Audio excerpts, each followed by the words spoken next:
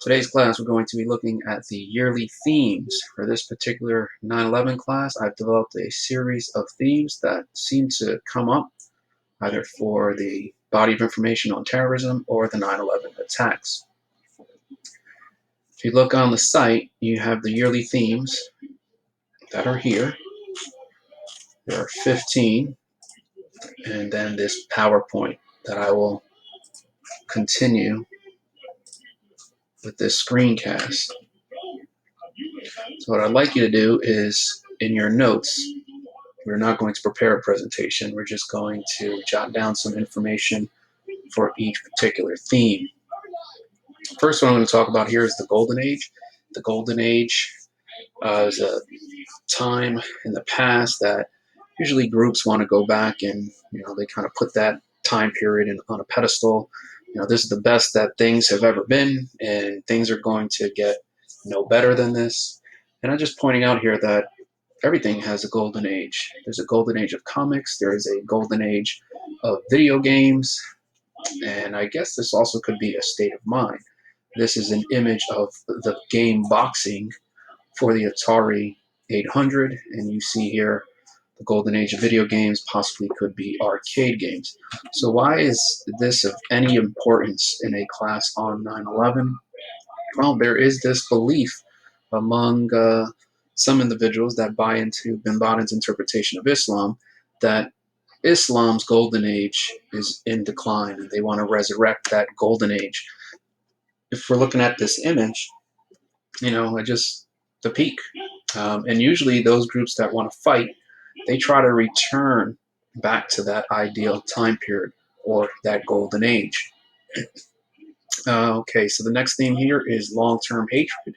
And usually long-term hatred exists between two groups that have a history and things just don't seem to get any better. Maybe these two groups have some tension and the tension is rooted in the history.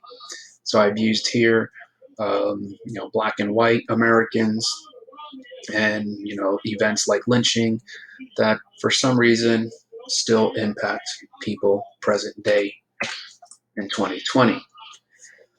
Now we're getting a little more specific for the 9/11 class, and it's this term strict interpretation, which could be also found in a government class. And strict interpretation really is how one interprets text. If you are a strict interpretationist, then you are just simply looking at the text and saying there is no deviating from the text. You are reading that text and you're saying this is it.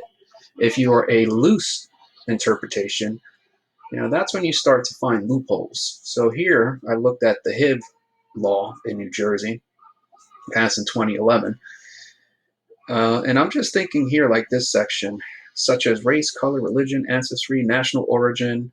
Then they go on to list a series of conditions that one could be, found guilty of violating this particular, legislation.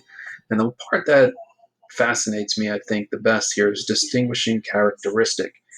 It seems they were going on the track of identifying all different kinds of groups that could possibly be, the target of harassment.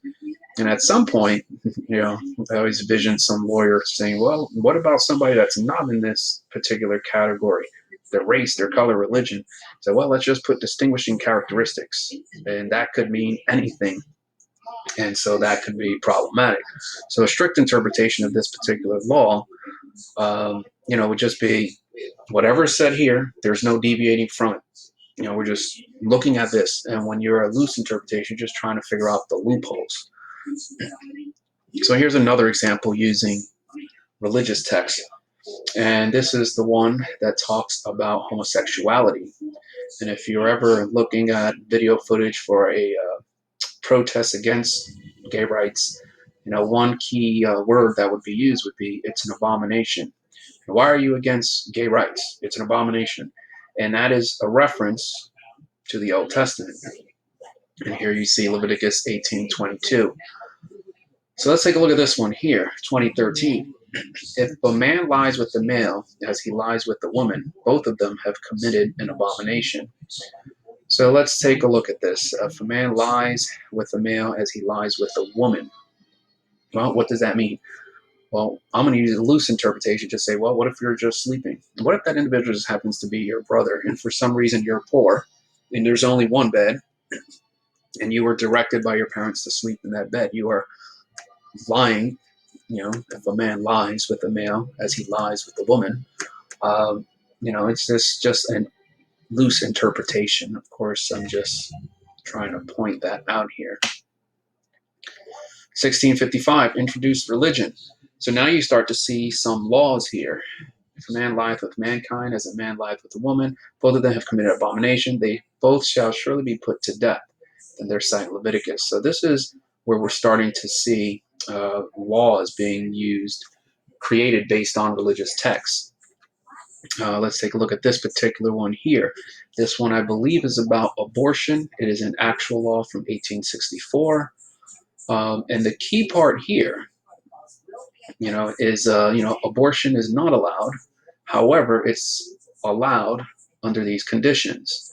Um, if you're trying to preserve the life of the mother, in the case of death of the child or the mother thereby produced, be deemed guilty of manslaughter. So in this particular law, they're basically saying that you can abort, but it's under the condition that the mother or child life is threatened. So why does any of this matter? Well, when we're looking at religious texts, all I'm going to say here is that um, people like bin Laden that have interpreted the Quran to justify their acts of terrorism, they're loose interpretationists. They're pretty good at bending religious texts to suit their agenda. Let's take a look at this individual. This is Paul Hill. Paul Hill was an abortionist, terrorist, if we want to call him that.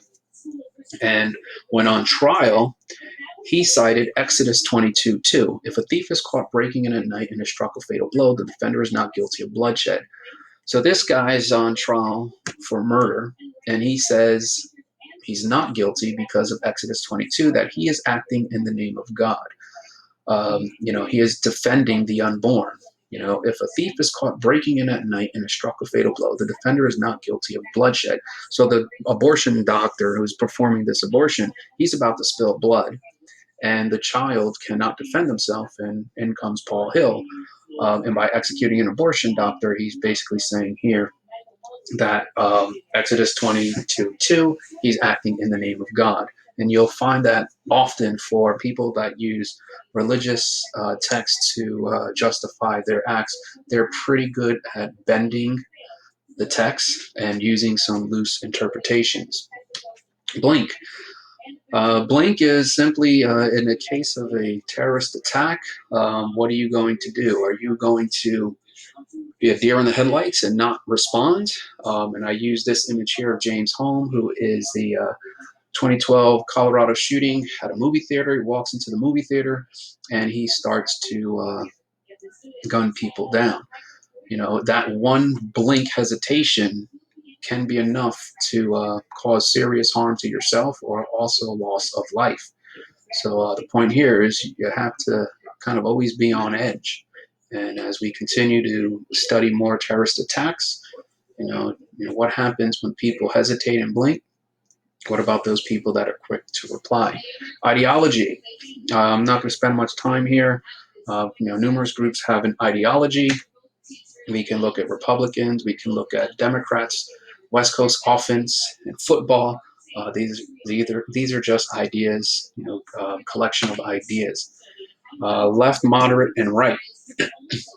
If you're on the left, you want change. If you're on the right, you want to preserve things. And the moderates are kind of in the middle. Let's take a look at this scenario here. Baseball should be changed to 3 innings that allow every player and the coach a chance to bat. So everybody gets to bat. That's my change to the rule. If you are on the right with regard to baseball, you would look at this rule change. That's completely absurd. You're changing the sport. And so usually what we'll find is the people on the right are very concerned about the preservation of, whatever it is that we are talking about, whether it's religion or a nation. And the people on the left are trying to change. So, how do you define jihad? In this class, we're going to define jihad as a Muslim struggle. And that term has different meaning, I think, in the United States, but for the most part, it's the struggle. Imagine being a ninth grade girl in American schools and you are trying to fit in wearing the hijab. That's definitely going to be problematic. You are going to be viewed as an outsider. And how are you going to stay on the right and maintain your religion? It might push you onto the left where you think, you know what, maybe I'll take it off. Maybe I'll change aspects of my identity. And if you're starting to do that, that would mean you're moving more to the left. You're trying to change. So that's a Muslim struggle, and you'll see how Bin Laden uses the jihad to say that his people are struggling under American imperialism and oppression, and therefore his jihad is valid and justified. Lone wolf. An individual commits an act of terrorism, and there is a clip here to Charles Whitman, who was the Texas Tower shooter. Um, Lone wolf usually is just one person. What's the difference between Al Qaeda, Bin Laden on his own committing an act of terrorism versus 19 hijackers on 9/11? Bin Laden working alone would be a lone wolf. Incorrect. Imperialism, stronger nation takes over another nation. And bin Laden will definitely use this to say that America is an imperialistic nation trying to take over the Muslim world. And he is doing nothing other than acting as somebody on the right to stick up for Muslims around the world. The Sunni Wahhab is a different strand of Islam that is really concerned about the purification. They're strict interpretationists. These individuals want to go back to the Islamic Golden Age, and they are definitely a group that's on the right, very far on the right with regard to preservation of their religion. Evolution of terrorism is looking at how terrorist tactics have evolved. Whether we're talking about T.E. Lawrence, if you want to label those acts of terrorism, the school bathhouse disaster, Ted Kaczynski, it's just different methods of committing terrorist acts, even something as simple and basic as using a truck to gun down. That's it.